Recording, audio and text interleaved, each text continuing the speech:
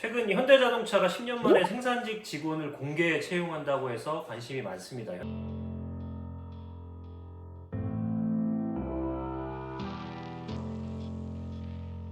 현대자동차는 굉장히 오랜 시간 동안 공개 채용을 하고 있지 않아 왔는데요. 이번에 공개 채용의 대상은 생산직을 대상으로 해서 울산이나 전주와 같은 수도권에서 상당히 거리가 있는 지방 근무지에 해당이 됩니다. 그럼에도 불구하고 올해 선발 예정인 약 400명 정도의 선발 예정 인원에 비교해서 현재 약 10만 명 정도가 지원을 한 것으로 알려져 있습니다. 그래서 사실 현대자동차와 같이 비교적 고연봉의 대기업 취업지 같은 경우에는 상당한 지방 근무지임에도 불구하고 채용 희망자들의 관심이 높다는 것을 확인할 수 있습니다.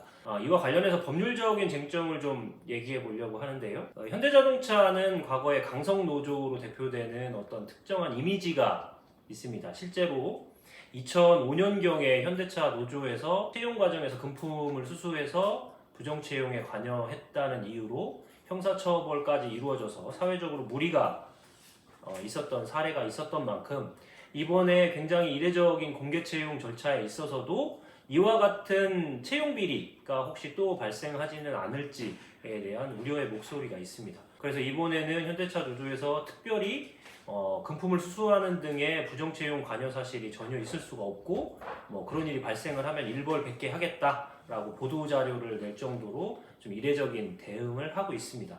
이와 관련해서 이 노동조합의 채용 과정에서의 이 법적 문제에서 문제가 되는 부분이 2020년에 대법원에서 판결이 나온 사안 중에 현대자동차의 노동조합과 현대자동차 사이에 업무상 재해를 당한 근로자의 자녀를 우선 채용하도록 하는 단체협약 규정의 효력이 문제된 바 있습니다.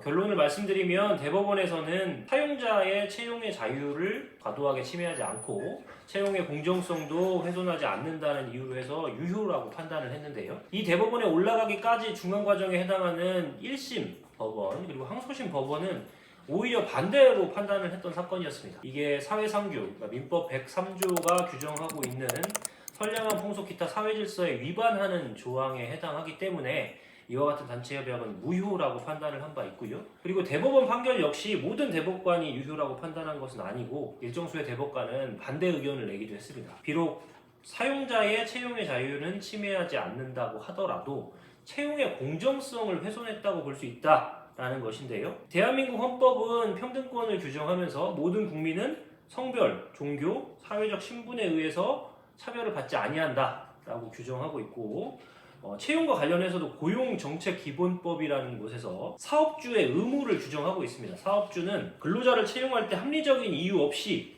차별해서는 안 되고 균등한 취업 기회를 보장하여야 한다 라고 하는 의무 규정을 두고 있습니다. 이와 같은 점을 돌이켜보면 과연 이 단체 협약이 사용자와의 서로 원만한 합의에 의해서 문제없이 체결된 것이라고 하더라도 그와 같은 단체 협약의 내용이 단체 협약을 체결하는 조합원 근로자의 근로 조건에 관한 것이 아니라 여기서 다른이라 하면 이 회사에 취업하고자 하는 구직 희망자들이 되겠죠.